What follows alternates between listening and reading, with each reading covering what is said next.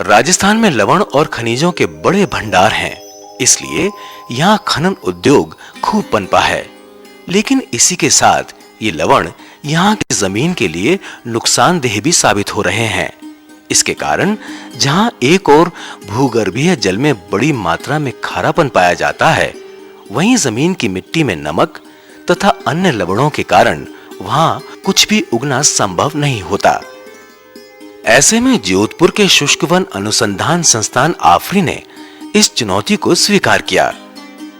इसके लिए सबसे पहले ऐसी जमीन की तलाश की गई जहां परिस्थितियां खेती के लिहाज से सबसे खराब हों।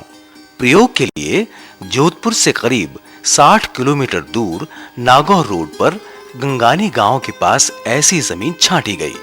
यहाँ जमीन में नीचे कंकरीली परत थी और मिट्टी की मोटाई मात्र 20 सेंटीमीटर से 1 मीटर तक ही है।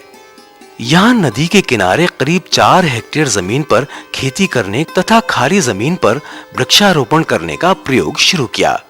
यहाँ पर जो प्रजातियां लगाई गईं, उनमें देशी पौधे के रूप में खारा जाल लगाया गया। इसका अर्क मिश्वाक के रूप में टूथपेस्ट में प्रयोग होता है।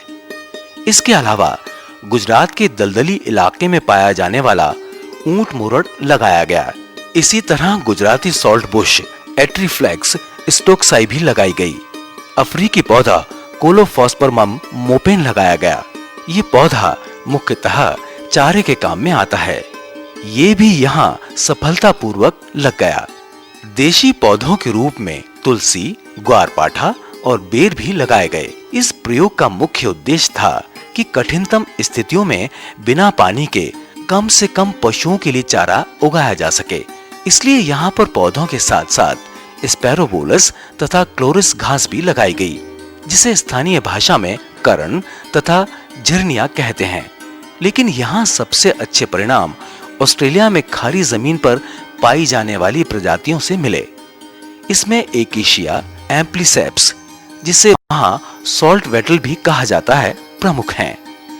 मध्यम आकार का यह वृक्ष चारे तथा जलाऊ लकड़ी के रूप में काम आता है। इसके अलावा ऑस्ट्रेलियन सॉल्ट बुश के नाम से पहचानी जाने वाली प्रजाति एट्रीप्लेक्स एमनिकोला को भी यहाँ की खारी जमीन खूब भाई। इसमें प्रोटीन तथा लवण की मात्रा अधिक होती है, इसलिए इसे दूसरे चारे में मिलाकर पशुओं को खिलाया जाता है।